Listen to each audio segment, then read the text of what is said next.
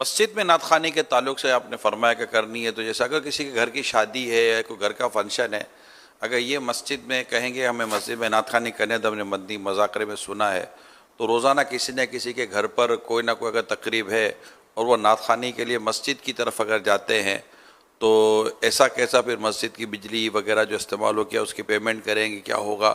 اس تعلق سے آپ کیا رہنمائی فرماتے ہیں؟ مسجدوں میں عرف تو ہے، جلسوں کے بیانات ہوتے ہیں، علماء کے نعت خوانیاں ہوتی ہیں، تو شادی نکاح بھی تو پڑھاتے ہیں نا۔ نکاح مسجد میں پڑھنا یہ تو مستحب ہے، جبکہ اور کوئی شرعی خرابی نہ ہو۔ شرعی خرابیاں تو نعت خوانیوں میں مسجد میں بھی کر ڈالتے ہوں گے جن کو کرنا ہے، لیکن یہ کہ وہ تو انڈرسٹوڈ ہے کہ جو غلط ہے وہ غلط ہے۔ تو مسجد میں اگر شریعت کے مطابق یہ جو کچھ کریں نعت خوانی، تو مسجد کی کمیٹی، اگر دیکھو عاشقان رسول کی کمیٹی ہوگی وہ تو خوش ہوگی کہ یار ہماری مسجد آباد ہوگی، لوگ آئیں گے جائیں گے، ریل پہ ہوگی۔ کسی کو پلے سے تھوڑی سب یہ خرچے اٹھانے ہوتے ہیں اور مسجد کی بجلی پیمنٹ کرنی ہوتی ہے۔ البتہ ایک مسجد کی خدمت کے طور پر میں مشورتاً عرض کر رہا ہوں کہ یہ مطلب شرعاً واجب نہیں ہے، لیکن جو مسجد میں نکاح پڑا ہے، اپنے دولہے کا مائک وغیرہ یوز ہو رہا ہے، بجلی خرچ ہو رہی ہے، یا محفل نعت کروائے، تو کچھ نہ کچھ مسجد کے لیے چندہ جو ہے اپنے پلے سے اس کے پیٹی میں صندوق میں ڈال دیں، یا آپ جو متولی وغیرہ ان کے حوالے کریں، رسید حاصل کریں، تو اس سے ان کو خوشی ہوگی اور دل جوئی بھی ہوگی۔ اور کوئی اگر کسی کے ذہن میں ہوگا کہ آج وہ شادی کے ٹائم پر بھی یہ مسجد میں آ کر اتنا مسجد کا خرچہ کرتے ہیں، تو یہ بھی ان کو تسلی ہو جائے گی۔ تو شادیوں میں لوگ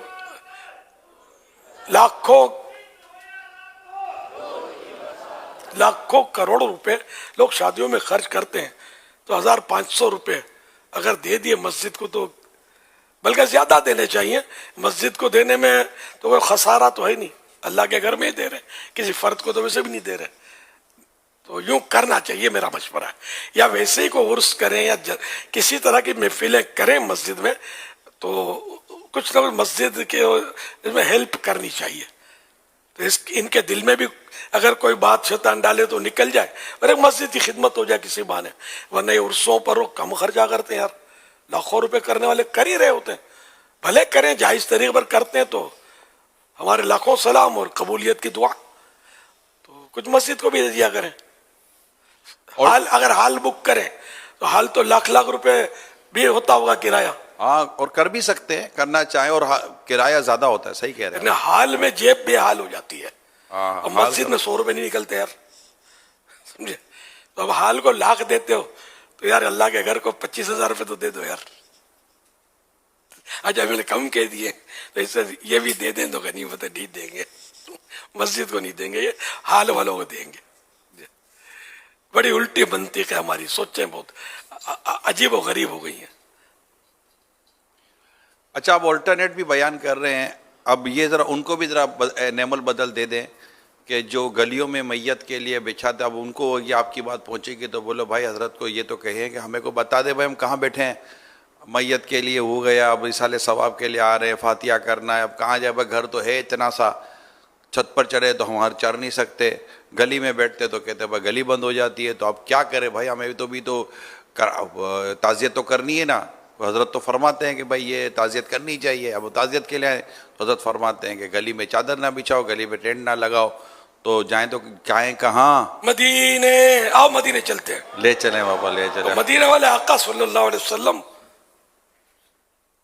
نے ارشاد فرمایا، کن سے؟ صحابہ کرام سے، راستوں میں بیٹھنے سے بچو، تو جلدی دریا ہٹاؤ، راستوں میں بیٹھنے سے بچو۔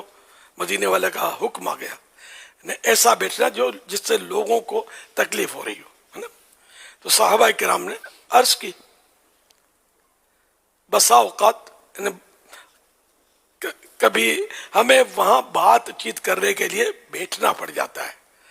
نبی کریم صلی اللہ علیہ وسلم نے ارشاد فرمایا، اگر بیٹھنا ہی ہے تو پھر راستے کا حق ادا کرو۔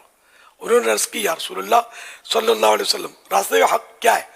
فرمایا نگاہ نیکی رکھنا، تکلیف دہ چیز کو ہٹانا، سلام کا جواب دینا، نیکی کا حکم دینا اور برائی سے منع کرنا۔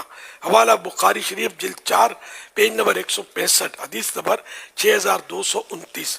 اچھا یہ تو تھوڑے لوگوں کے لیے کہ جو راستہ نہیں روک رہے لیکن پھر بھی راستے کے حقوق ہیں۔ اچھا اب زیادہ لوگوں کے بارے میں، ایک مرتبہ جہاد کے ایک سفر میں لوگوں نے منزلیں تنگ کر دی اور راستے بند کر دیے۔ اس پر اللہ پاک کے پیارے پیارے آخری نبی صلی اللہ علیہ وسلم نے کسی کو بھیج کر لوگوں میں یہ اعلان کروایا، جس نے منزل تنگ کی یا راستہ بند کیا تو اس کا کوئی جہاد نہیں۔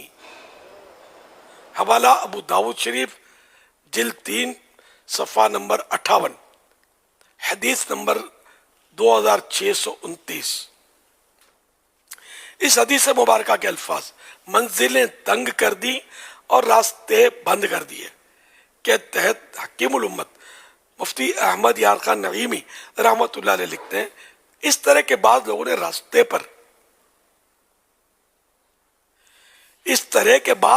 راستے پر اپنا سامان رکھ دیا جس سے راستہ بند ہو گیا اور گزرنے والوں کو تکلیف ہونے لگی، اور بعض نے ضرورت سے زیادہ منزل پر جگہ گھیر لی جس سے ساتھیوں پر تنگی ہو گئی۔